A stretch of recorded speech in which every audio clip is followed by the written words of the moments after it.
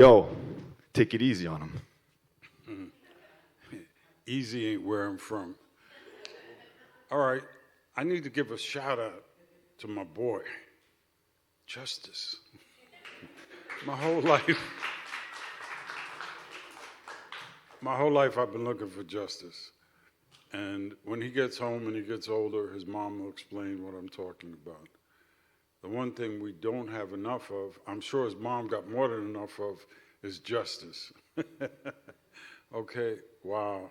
Listen, there's children here, and I want to keep it clean, but I have to use a four-letter word.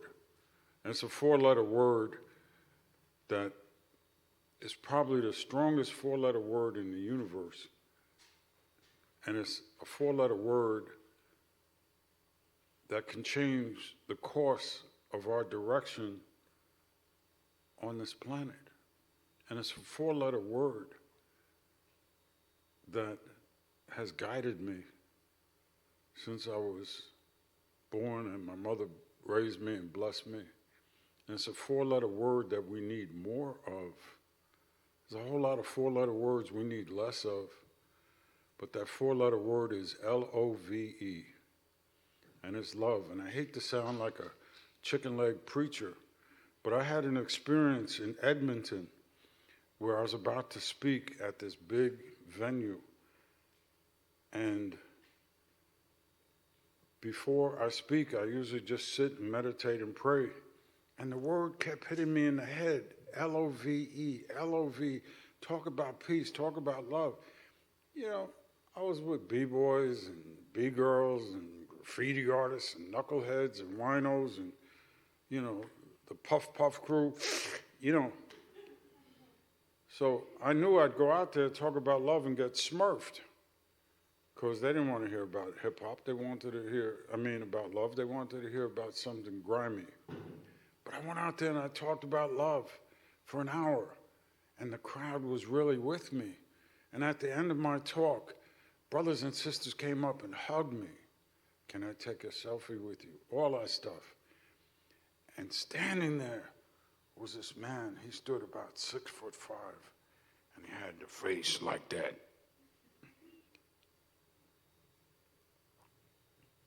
And he had a beard, no mustache, and he had dead eyes. You know, my people talk to you through our eyes. And this man would get closer and closer. And I'm sensitive. I just was like, now in New York, I would have my brothers with me who I trained. Here I was alone. And this cat kept getting closer. So, I just put 1 foot back, 1 foot forward. I was ready, to block the blows and. And he came up to me and he looked in my eyes and I had a tremble. And he looked in my eyes and he whispered in my ear, he said, "Thank you, Brother Ernie, thank you." He said, "I was about to do something horrible in Edmonton. But because you talked about the babies and love and peace and the future, I'm not going to do that." And he held me, and that whole shockwave went through my body and came back out. And I knew he wasn't playing. And every day in New York, we have shootings and bombings, and I knew where he was coming from. And I thanked the Creator, the living God, that my talk was about love. So that's a four-letter word. And that's a four-letter word that we need to focus on more. And if we're talking about focus, think about the people you love, and think, if you lost them, how much pain would be in your spirit. And think about the people you love, if they become successful and survive, how beautiful that would be. And think about the people that you work with and build with. And if you did, like this brother and sister, talk about food and ways to create access to more food, think how beautiful that would be. But that is predicated on love and really good economics is predicated on love. Now, think about what we can do. Look at that. A man who stands for nothing will fall for anything. Why do I take pictures like that? Because I know I can't speak to millions of people, but my pictures can. And that's why I give message to rappers, because I can't reach everybody that a man who copied his name from a duck can reach. But if the man who copies his name from a duck can take my message, then I'm a message to the messenger. That was back in the 70s. That's when people were actually dancing and actually moving. That was called a helicopter or the windmill.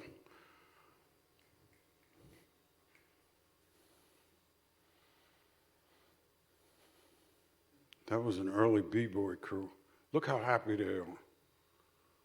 And they're different colors. Somebody Asian, black, Hispanic. That's one of the beauties of hip-hop, is it gets past that artificial skin tone. Creator made us all. He made the bear, the giraffe, the snake, the crazy raccoon that eats your garbage and is smarter than your kids, okay? Especially the Canadian ones.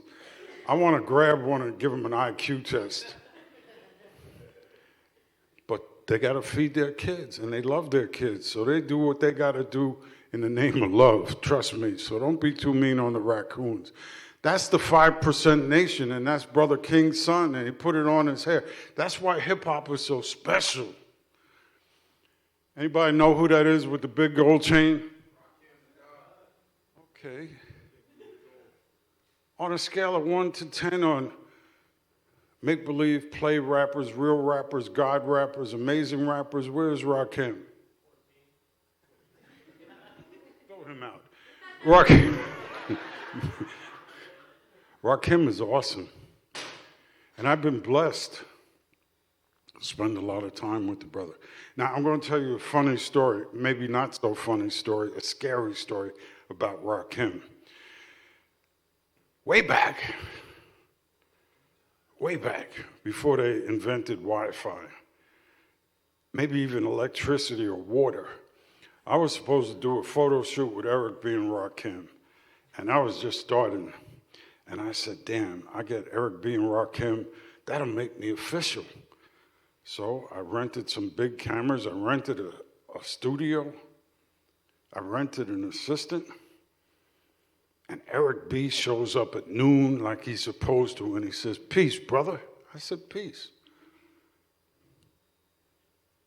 And 1 o'clock came, 2 o'clock came, 3 o'clock came, 4 o'clock came, 5 o'clock came, 6.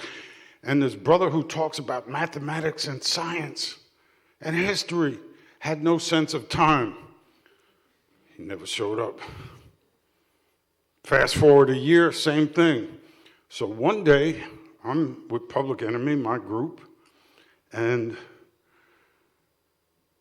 everybody was downstairs, and there was smoke and dust and all kinds of stuff, and people partying and drinking all kinds of stuff. And I don't drink, I don't smoke, and I went upstairs to the green room, you know, where the VIPs go, and I'm standing up there in the room, just trying to get away. And the music, they had speakers that were making my teeth rattle. And who walks in? Rakim. So he looks at me. I look at him. I'm from Brooklyn. He said, what's up? I said, you know who I am? He says, yeah. So I said, you know, you fronted on me twice. And he looked at me, and he saw no fear in my face, but he sensed respect. And he said, I had things to do, and I was dealing with a lot of things, and I apologize, and we can do that photo session here, right now.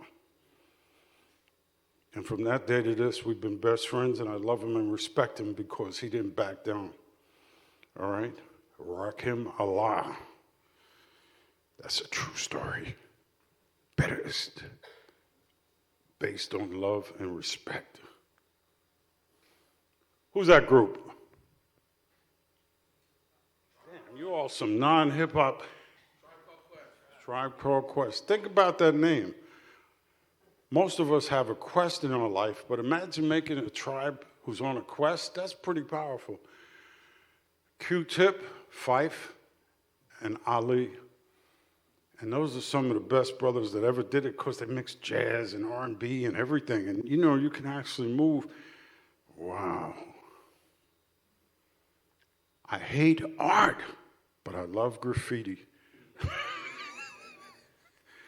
I'm going to tell you a very funny story. I did a book and I put that in it. And I got a text or a post on Facebook, inbox, and it said, I'm the guy that did that. And I said, really, where did you do it? He said, in an alleyway by the garbage cans in Georgia. I said, damn, you're right, because I was walking through the alleyway behind a restaurant, and next to the garbage can, somebody had painted that. So I said, well, look, man, I used a picture. I want to pay you because that's who I am, you know, respect. He said, no, man, you gave me respect by honoring my art. I said, thank you, man. And this was 20 years later. Love. Keep going. Oh.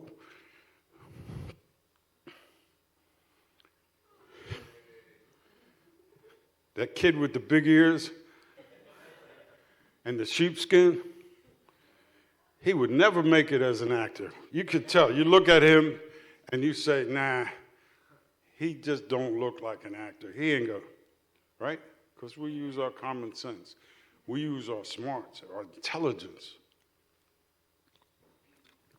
And a couple of years ago, it turned out that Will Smith was one of the highest paid actors in American history, which means don't write nobody off, never. And all you young folks out there, don't ever let nobody tell you you can't. Can't is another four-letter word. It's a dirty word. Can't. You can't do that. You ain't tall enough. You need to be light-skinned. You need to be bigger. You need to be, shut up, get out my face. That's negativity. Don't let nobody never, can't is the dirtiest word in the English language. Don't never let nobody tell you you can't. The only thing you can't do is listen to people that are negative. Can I get an amen? Amen. And who's that guy giving me the finger? With the big feet, look.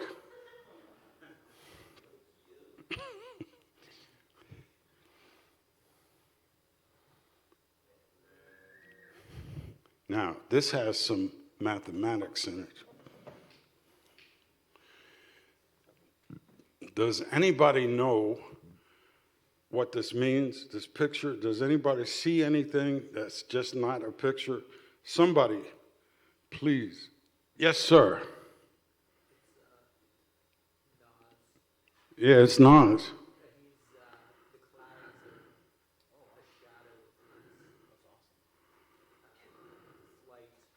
Exactly. Yeah. Let me tell you something. If you ever want to be a photographer, think about this. If you want to be a legendary photographer, if you want to be the Bruce Lee of photographers, you want to be the photographer. Well, here's mathematics. If you take the picture 1 minute before or 1 minute after, it's gone. There's only 1 minute or 1 second of magic. I was talking to Nas in the street, and a cloud came, and I saw an eagle in a vision, and I had to look again. It was an eagle.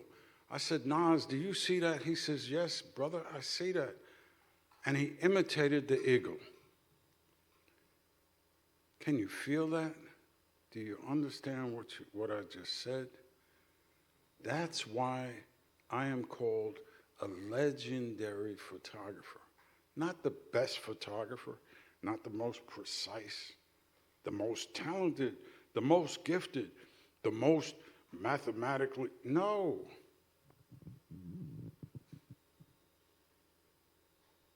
Because I use my third eye.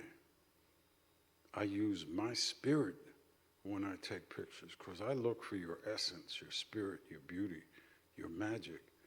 And I will tell you from my heart that everyone in this room, in this city, in this planet, has something special. And you have to look for that something special. A friend of mine, all he did was photograph women. He photographed women from every phase of life, from girls working in bars to girls working in McDonald's, to police giving out tickets. I mean, he was just, so I said, brother, why do you only photograph women? He said, because I love women. I said, well, shit, I love coffee. He said, I love women. He said, and I see something beautiful in every woman I look at. And that was a long time ago, and I never forgot that. I never forgot that. I never forgot that. But everyone, even Justice, has something beautiful about them. And his mom and his family. Everybody in this room has something special. Everybody has something beautiful. Don't take my word for it. I might be crazy. I might be dumb as a rock. Try it in your life. Everyone you meet, look for that something special. Everybody got something.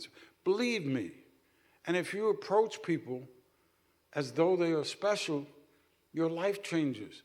Because all of a sudden, you're in a world full of special people. And that's the truth, Ruth.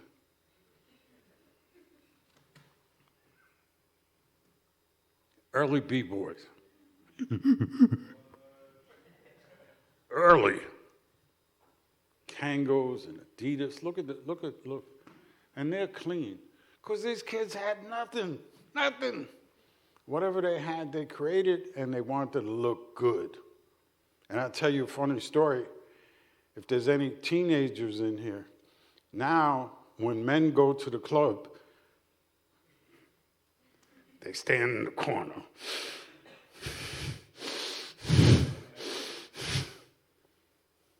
And the women stand there doing selfies.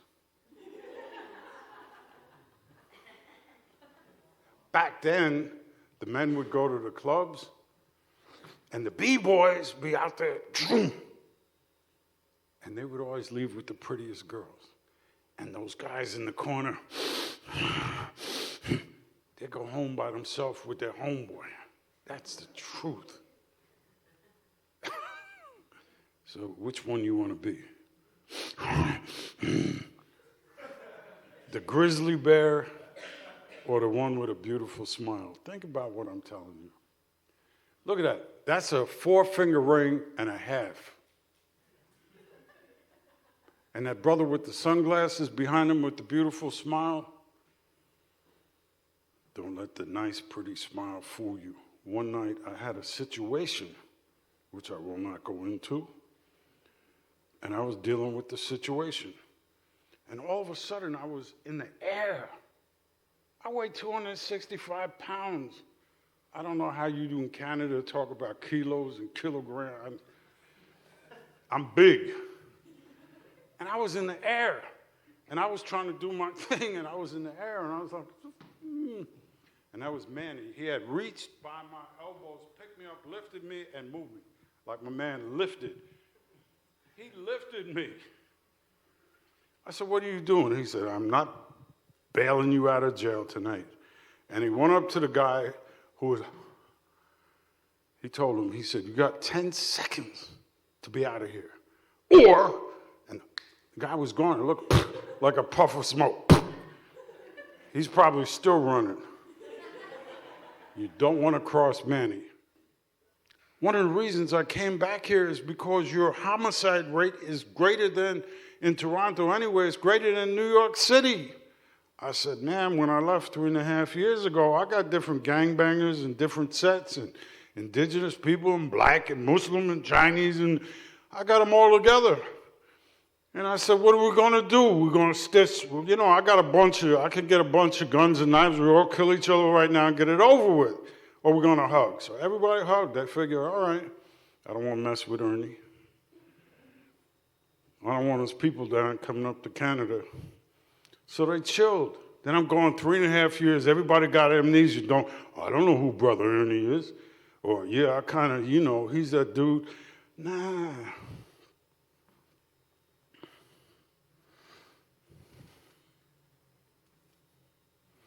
Back in the day,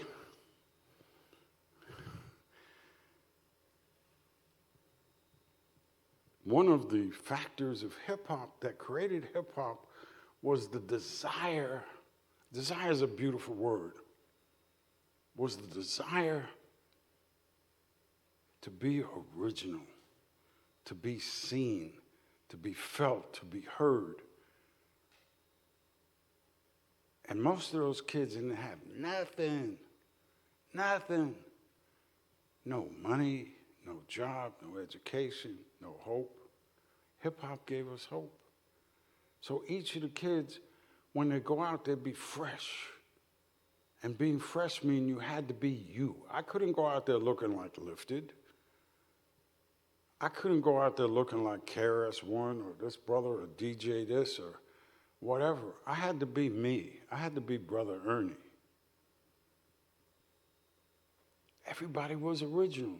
Now you go to the hip-hop store and you get your Air Jordans, and you go here and you get your Adidas, and you go there and you get, you know, they got, I don't know about here, but in New York, they got hip-hop stores where you can get the freshest hip-hop gear, which is insane.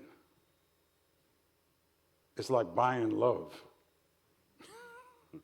You know, it's like taking a selfie in the bathroom mirror and you forgot to flush the toilet. Where I'm from. Where I'm from. Up here is Cold Crush, Busy Bee, Chris Rock, Curtis Blow.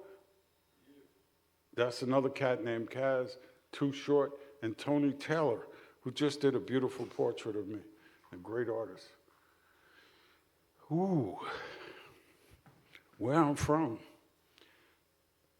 Again, look, everything he got, he did with scissors and, you know, he had his own, you know. Look, everybody got pictures of Run DMC, all black hat, black. Well, let me tell you a story about this picture, and it's going to make you think. This photograph that I took made them $1 million each. And you say, Ernie, come on, man, you're lying and you're bugging. Well, guess what? Ernie don't lie, and I damn sure ain't bugging. They asked Adidas for more money. And Adidas told them to go do something improper. So they came to my studio, and I said, what are we going to do? I said, well, we're going to put pictures of you all over the world, and you ain't going to have no Adidas on. And their stock is going to go down. And it went down, and it kept going down. And people were getting fired left and right. The product managers, the advertisers got fired. And everybody was panicking. So they called them in. And Run DMC wanted $1 million. But they misunderstood at Adidas. They thought they wanted $1 million each, so they gave them $1 million each. One photograph. That's why I'm legendary. I don't know who they are, but they're posing with a picture of mine. What did I tell you? If you want to be hip-hop, you got to be original. And they went out and they were pretty popular as a rap group, but then they made movies. House Party 1, 2, so on and so forth, and I forget the other movies, but they started getting paid. Word. That was back in the day. That was the grandfathers of these kids that are boogieing on the floor. Way back with the Lee jeans. I don't know who that is. He plays a cop on TV. Ice-T, and I know his son, Snapple. But Ice-T is Zulu. And in case any of you don't know my official title, I'm the Supreme Minister of Culture for the Universal Zulu Nation. I don't feel like a Supreme Minister.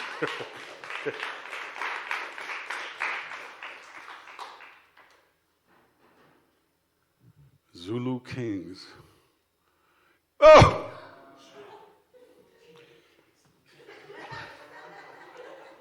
Where I'm from. That was the trains. And let me tell you something. If you look at the books on graffiti about trains, they look like masterpieces of art. If you had to go to work and the windows was painted and you didn't know your stop and you were late for work because some fool had tagged over, a lot of that stuff was horrible and sloppy. So I ain't one of them people, oh, hip-hop was a gift, you know, and graffiti is a gift from God. No, good graffiti is a gift. If you whack, you whack. I don't care how big your letters are or how cool your name is. Scratchki. And I'm going to tell you a joke about Polish people. I don't like to make fun of nobody's race. But all the original... Wait a second. You're gonna repeat the joke and you're going to like it more than anybody. Okay, all the original rappers, I asked people, what was the original hip-hoppers? They all said they were black and Puerto Rican. I said, really? Put some money on the table. So, like, well, Brother Ernie, you know, what was the original? They were all Polish. Cool Rock Ski. You know, they all had ski at the end of their name. See, nobody gives credit to the Polish people. The reason I'm here today is that Polish brother lifted. If it wasn't for him, because my native brothers got amnesia, my black, brown, Afghani, Hindu, they all got amnesia. Something they're smoking, they forgot. Brother who? I'm like, brother gonna be my foot in. But this brother didn't forget. So let's hear it for Lifted. Ski.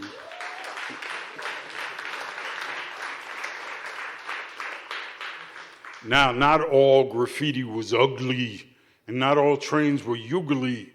This is one that was beautiful, man. Wow. Wow.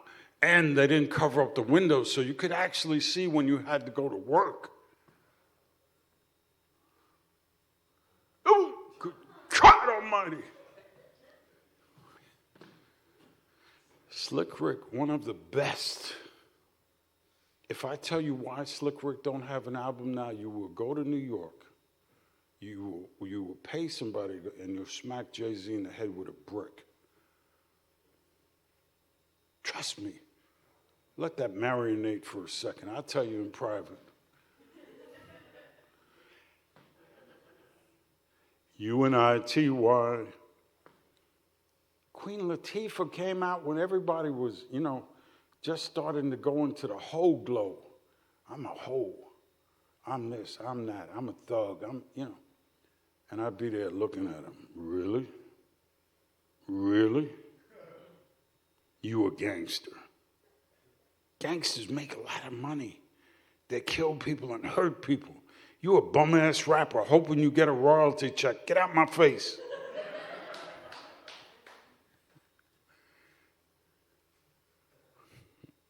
I'll tell you a funny story. I shouldn't tell you, but I'm going to tell you.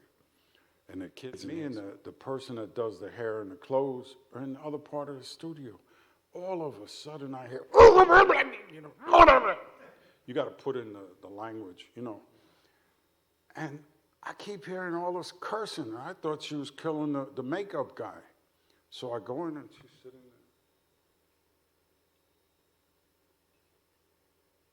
I was like, what the hell just happened? But, you know, artists, rappers, whatever. So I go back, and again, you mother. And I was like, so I go inside, and everybody in the room was cracking up. So I said, what just happened? And they said, she just did an imitation of you, Brother Ernie. Yeah. I was like, damn. Sit in the front row. Sit in the front row. That way you don't have to go upstairs, guys. Yeah, more comfortable. Come on. So she's over there cursing up a storm and throwing a fit. And I thought she had lost her mind or she, whatever. But it wasn't. She was doing an imitation of me when I'm dealing with these young folks. Yeah, you mother. I was like, oh, gone. She did me better than I did me. That's the truth. Shut up, Latifah. I'll smack you in that crown of yours. Look at that. That's for you, them DJ history, my God. Damn.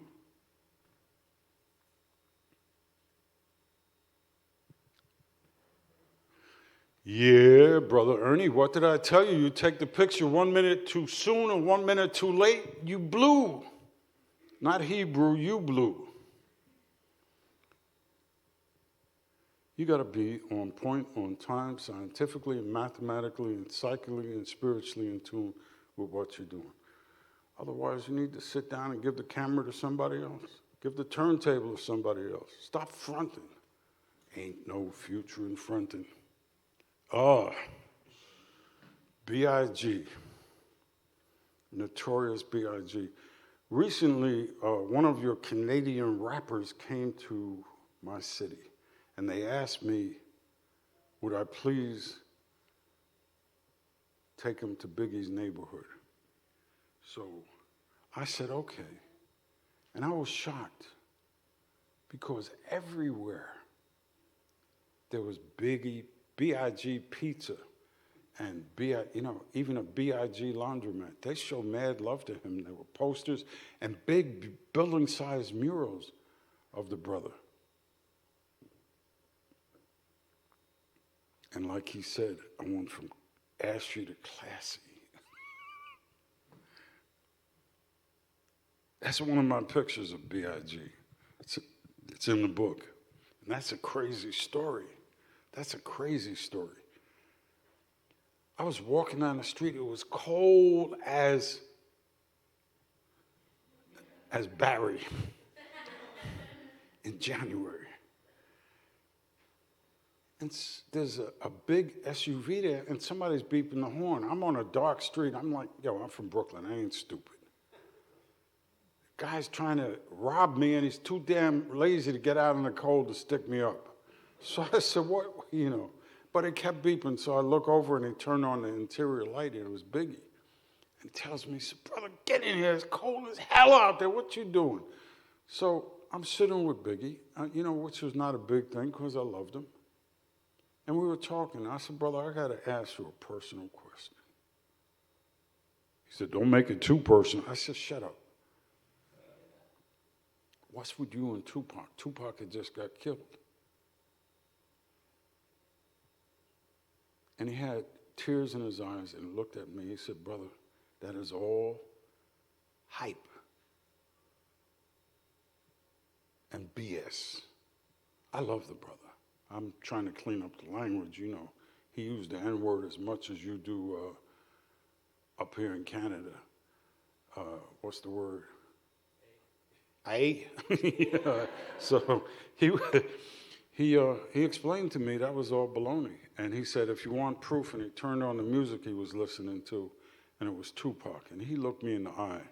And I was the only brother on this earth he trusted, because I wasn't making no money from him. Everybody else, when you got money, you got an entourage of flunkies and hoes closing bankrolls, everybody trying to get paid. So he put on the music. He had Tupac on there. I love the brother, and I miss him. And he used to say, spread love is the Brooklyn way. But he also used to say that Brooklyn BS, I'm on it. And I lived 8 blocks from him, so how about that? Brother Ernie makes no mistakes. Grand Pooba makes no mistakes. He was playing a cop there before he even got to play a cop on TV. And Wesley is just so funny and so dope to be around. Ice-T, I've been around him too much. It's like my cousin. I just, Look at that. Look at that. Nino Brown. N-A-S. Nasir Jones. Let me tell you something. If you listen to Nasir's music, if you listen to Nas's music, you find out something if you really listen. He reads books. He studies. He loves language. And we had a long, all-day, couple of day photo shoot with the video. And I talked to him about kids. I talked to him the same thing I'm talking here. Well, a month or two later, he comes out with a song, I Know I Can. How many of you know that song? Can you put it on? I Know I Can. I'm sorry. I know I can be what I want to be if I work hard at it. Damn, that's a message to our children. That's a beautiful, beautiful, beautiful, beautiful message. He didn't have to do that. He was busy making Uchi Wally and all them songs. You know, you don't remember Uchi Wally, but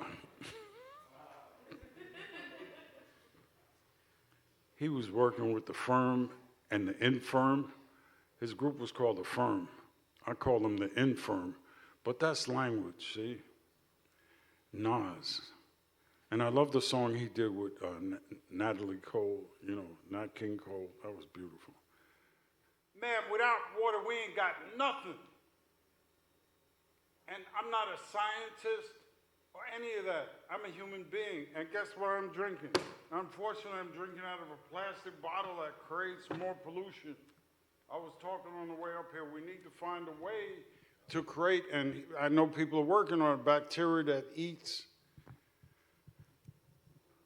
plastic. And they're opening up dead whales and they're finding 800 pounds of plastic in them. So I don't buy water and drink it. All right? I don't do that. I never did. I never thought it was cool. The reason I played Mos Def and H2O is not only is it timely and necessary, but the reason I played it was because I want to show that we as a human family can address issues like Nas, I Know I Can, which is a message to the children, and H2O.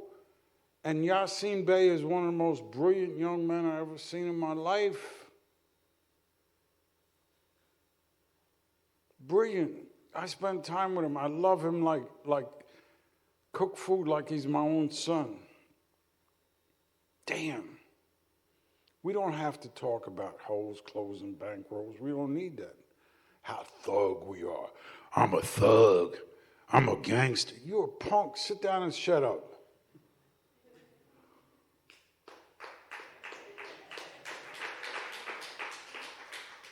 And you're a mumble rapper, too. Let's get a hand for the DJ because... And he's good looking too, see? He's not DJ sloppy, you know. Sometimes I go to the clubs and the DJs look dirty and sloppy. I'm like, yo, you're in front of people, man. Change your drawers, you know, take a shower. Come on, man. I know you like funk music, but you ain't got to be a funk. Never mind.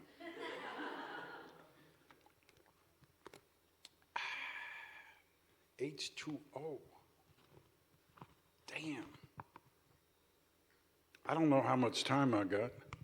Shit, none of us know how much time we got, do we?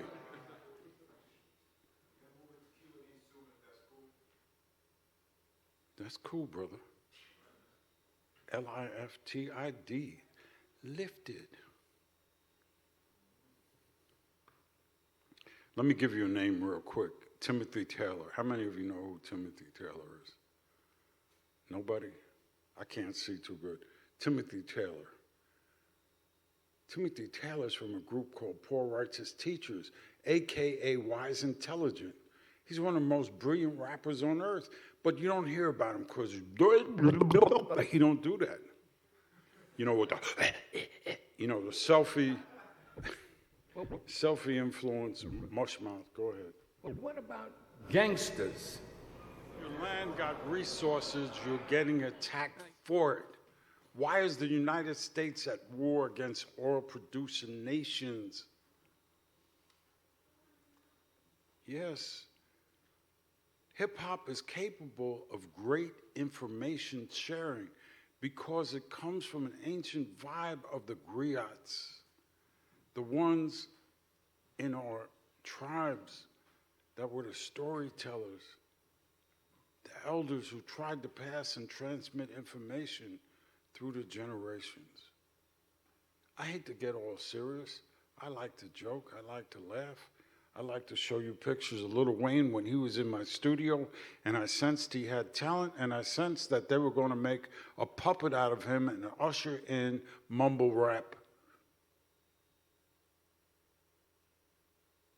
So I put puppet strings behind him. That's not Photoshop. Brother Ernie, you're like a prophet, a visionary. No, I just see things. Word to the mother. There's a sad part of that story that you don't see. Surprisingly, Jam Master Jay came to my studio on a bike, and I made a video of the time they were in my studio. And, you know, they had their little entourage, and them guys are pretty grimy, and they were doing what they do. And I took a video of it, and just when they were leaving, Jam Master Jay looked at me, he says, "See you, brother, I gotta go. I gotta go. It's that time, I gotta go." And I got that footage of him saying, "I gotta go." Of course, he's not here anymore. So that's the sad, beautiful, incredible, visionary part of it. But the end of this month in New York City, I'm going to be with Run DMC 3 days. We're doing a pop-up show. We're going to use my pictures on T-shirts and socks and trying to get me my next $1 million. And that's the end of this month in Soho in New York. So I hope that answered the question. I myself don't wear pink, but I'd probably be cute in pink. I'm like, it's that feminine side of myself. Next, anybody? Yes? Wow.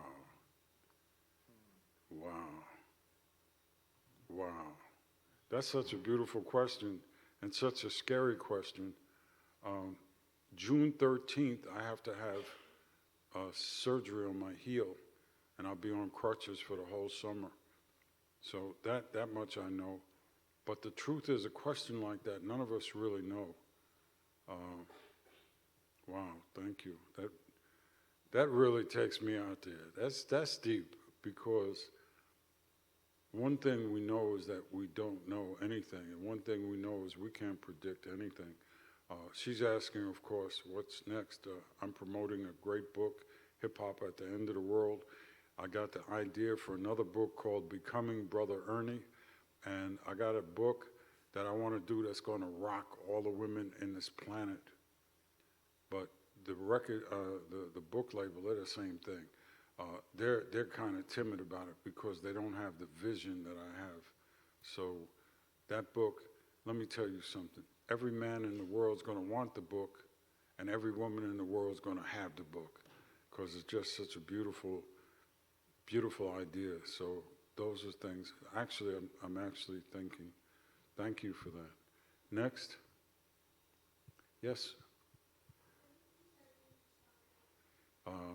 When did I start doing photography? Probably back in the early 70s.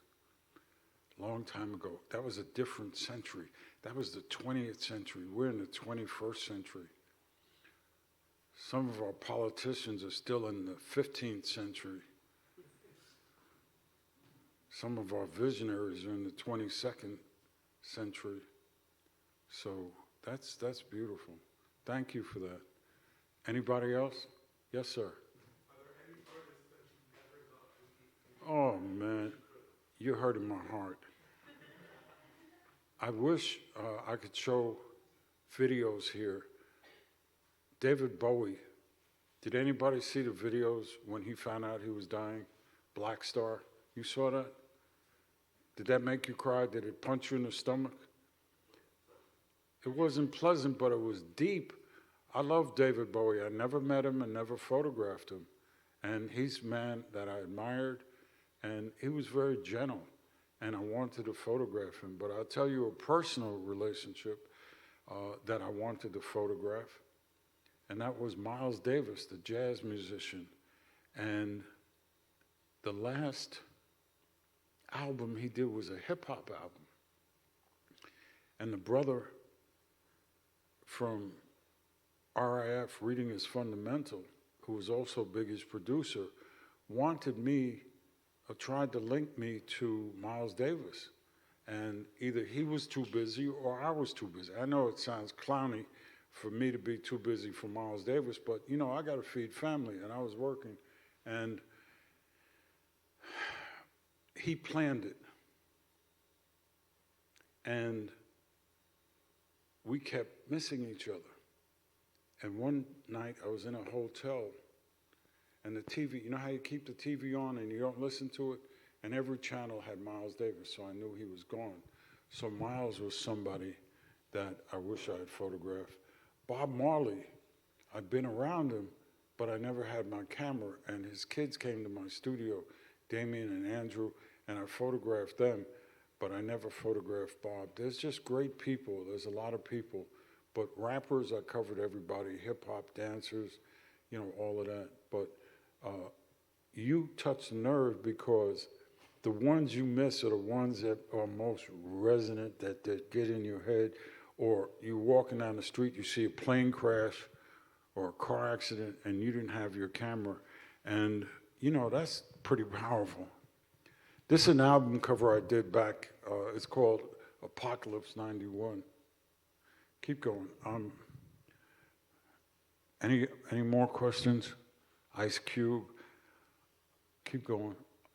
Michael, Prince. Yes, ma'am. Would you say there are any artists in this generation that you feel are capable of sharing the messages you believe to get this and transmitting actual information? I just played a Kala, A-K-A-L-A, Yasin Bey, Jaseri X. There's a lot of artists. But what it is the record labels want to filter that out. And even if they record it, they won't promote it. Because our division equals corporate and political power. As long as we're divided, they better pray before whatever demon they worship that I just do what I do and never really go into that political realm and the leadership thing and, you know, start getting people's ears. They better pray to whatever rock or snake or scorpion or demon they pray to. Anybody else? Yes, sir. Ooh, well, I have to go back to when I was a teenager, before they invented fire, actually, and electricity. When I was a kid, I was homeless, and I met a man who was homeless. His name was Richie Havens. How many know who Richie Havens is? Nobody? Somebody? Okay. He was the most profound. Yasin Bey, Most Def, is deep. Chuck D, with all his bring the noise. He's a powerful spirit. We have some beautiful, powerful brothers and sisters in our cipher. In my book, there's a poem by a sister called Jessica Care Moore, who every time people read that poem, they cry. So we have some beautiful people out there, and they do resonate with me. And wow, that's you guys are asking beautiful questions. I'm touched. Wow, thank you. Yeah, I think. Well, let me put it another way. It's not so much that there's not great artists out there or deep artists. It's that there's slaves and hoes to the record labels that want them to keep dumb shit sells. You could get that as a tattoo. Dumb shit sells. Dumb shit sells. I mean, that's just a reality. DSS. Yeah, DSS. Dumb shit sells. Okay? You got a TV show of some hoes called the Kardashians, and they became gazillionaires doing nothing. They're famous for nothing. They're famous for their absorption, self-absorption. Dumb shit sells. But I believe that when I sit down with these artists and shame them and remind them and take them into the hood and take them into the rehab centers and make them understand, you got a responsibility on this planet. Not everybody's got to be Mother Teresa. I'm damn sure not a holy man or a saint. But you got to pay rent on this earth. And if you ain't paying rent, you ain't doing nothing. And the way you pay rent is by lifting up your brothers and sisters, not teaching girls how to be hoes.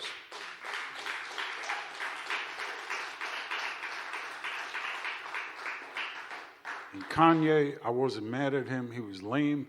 There are a lot of lame people. But when he goes and kisses Cheeto, man, I love you, Donald Trump. And looking, come on, man. When I see you, I'm going to punch you square in your mouth. And like the last time we was together, your bodyguards are not going to help you because I trained them. How about that? Anybody else? Yes, sir. I was just curious if you had the opportunity to meet or photograph. No, he's on the West Coast, and I was a little bit taken aback that they filled up stadiums and everybody loved him. Last time they filled up that stadium was for Michael Jackson. Yeah, everybody loved him, but when he was alive, they were just like whatever for most. People like the front. And I'll tell you something, and this is painful to me. People will go to line up and wait 6 hours to get into a funeral, a celebrity funeral, before they line up for 1 hour to get into the voting booth and vote for somebody that represents our needs, our reality, our pain, our women, our children. So if you want, damn. That's real. You want to go to Aretha Franklin or Michael Jackson's funeral, but you don't want to get your behind up and go to the voting booth and get these. I'm not going to mention no names. I'm in Canada, but damn, get them out. In America, we got a woman named AOC. Anybody know who AOC is? Look at her. She's losing her mind. AOC is like somebody putting a stick of dynamite under your behind. She's fresh. She's Puerto Rican. She's from the Bronx. She's brilliant. She's smart. She got no respect for them old, stinky people with the bad wigs that are in there. AOC, Ocasio. Every time I see her, I grin. I never met her, but when I see her, I'm going to hug her. The bodyguards are going to have to pull me off her. Because she's real. Look her up, Ocasio, especially you women. She's smart, she's hip, she's cool, she's beautiful. Damn. Every time I hear her name, I smile. And I know she got my book because I saw it on her desk. Obama got my books too. Anybody else? I have a question. Yes, sir. So with a powerful sister like that, with a powerful voice, Yes. knowing how the political game works, Yes. how do we move forward with that and not, have that voice become neutralized, or how many times often that happens, how do you see that? Well, they've been trying to keep me quiet for a long time. They've been trying to keep a lot of people quiet for a long time. And if I was selling anything harmful to you or dangerous to you or something that made your children stupid and addicted, this room would be packed. I'd have to have half of the city because the government would promote it, the record labels. But I'm not selling you nothing negative. I'm not telling you to join this church or become a Scientologist or a Christian or a Protestant. I'm not telling you nothing. I'm just sharing information with you, and I'm trying to get you to reconnect with one another. Our survival and our unity is the only thing that's going to matter in the next decade.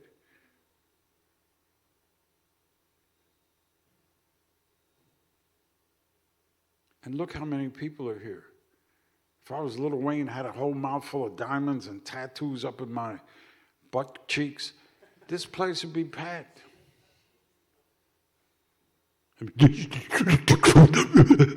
Yeah, man. Yeah, no. I drink a lot of Zizzy, you know, the syrup and the titty. The fuck you just say?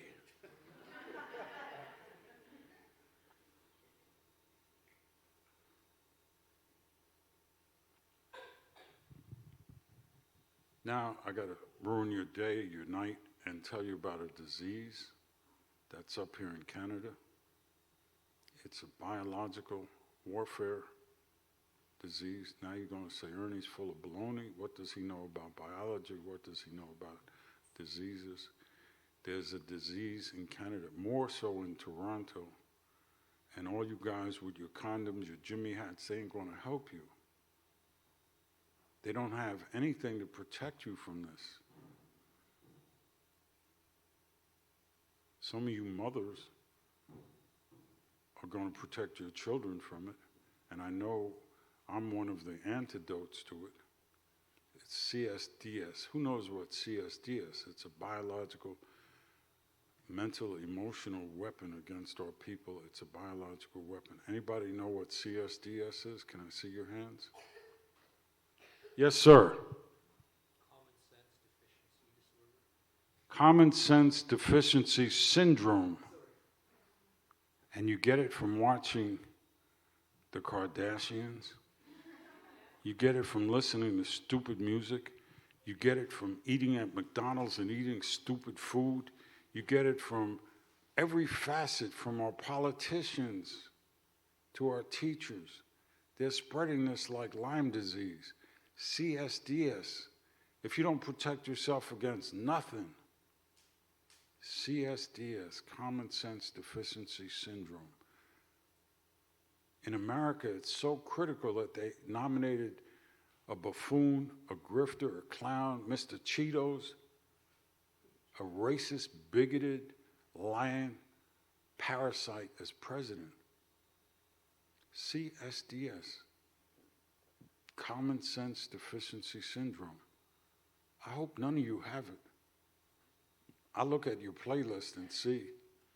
I watch what you watch on TV and see. Okay. Word. Anybody else? Yes, sir. Who was the first artist you ever photographed and the last artist?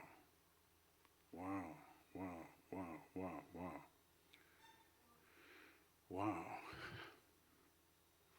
The first artist that I shot, and there were dozens, maybe hundreds of them, weren't even rappers. I was photographing graffiti boys because I thought that was the basis of hip-hop. And I photographed them, and the last hip-hop artist I shot was probably Pharoah Monch and Yasin Bey. And I love them and respect them. And that was real. And Yasin Bey and Pharoah Monch. But I photographed so many pictures. Most of my work isn't even available, but I did a book on lulu.com, Lulu.com, called They Call It Graffiti. And you could get it for your phone for like $5 on an ebook. So it's called They Call It Graffiti. Yeah.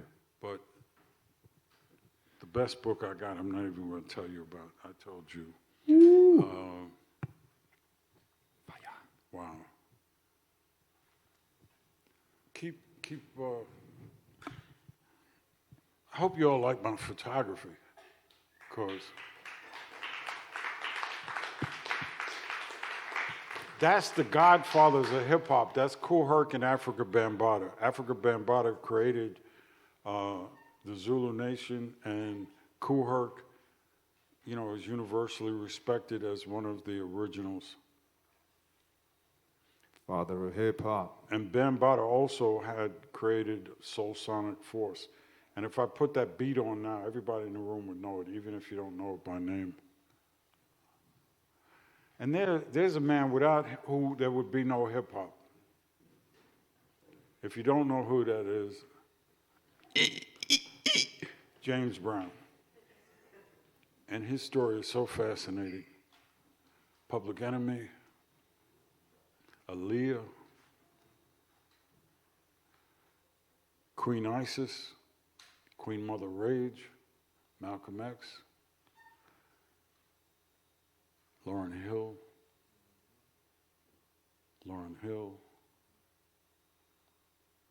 I don't know what's happening here. Okay. Anyway, I hope I have not bored you too much. And I hope you learned something. And I hope you go home tonight and you hug your children, hug your babies, because we got some real heavy stuff. In Jamaica, they call it under heavy manners. We got some heavy stuff coming. Hug your moms. Thank you. And grandma. Oh, yeah, grandmas. Thank you. I'm a grandpa, so yeah. And love one another. It doesn't cost anything, and it sure beats the alternative. Respect one another. Build with one another. Make little ecosystems of economics. I wish I could be here for 4 hours giving you an economic lesson. But I'm bringing a spirit, and that spirit, I hope I shared that with you. Thank you so much for bringing me here, for being here, for listening to me, and for giving me that love and respect. I feel really, really, really honored. And just thank you, miigwech, and peace. Yes, Brother Ernie.